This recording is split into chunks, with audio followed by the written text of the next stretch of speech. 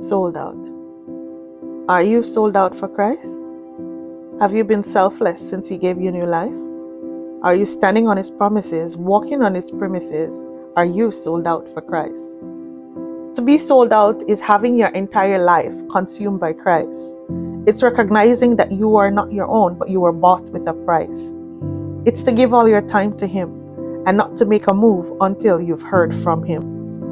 To be sold out is to be called out as fools for Christ, recognizing that it's best to serve Him, especially in these dark times. It's to be labeled as a narrow-minded fanatic because God's word you refuse to compromise. To be sold out is choosing to stand with God rather than the world, refuting things contrary to the word, speaking it even when it doesn't want to be heard.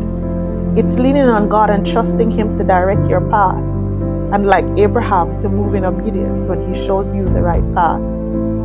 It's trusting His voice when He speaks and taking heed and being the one that He wants you to be.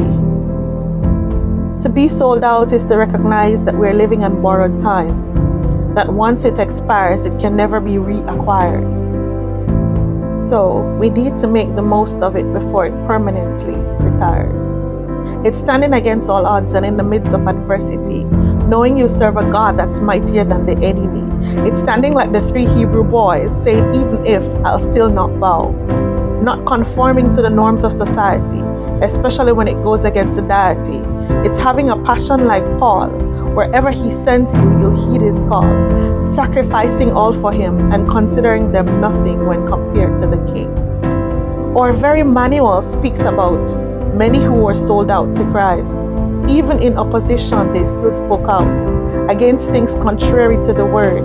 They considered it a joy to suffer for the sake of Christ. Some even rejoiced after they had gotten several stripes. They counted themselves unworthy to suffer for His name. Even in difficulties, they still proclaimed the same.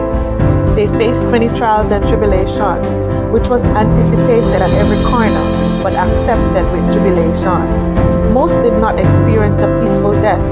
Some were beheaded, crucified, and others were stoned to death. To be sold out is to kill the flesh. It's allowing Christ to be seen in your life, in your speech and deeds. It's living to please Him in everything you do, to forsake all and to trust Him. It's breaking all world ties, recognizing you can't be a friend of God and be one with the world. It's continuously pressing towards the mark of a higher calling, putting aside things that are besetting.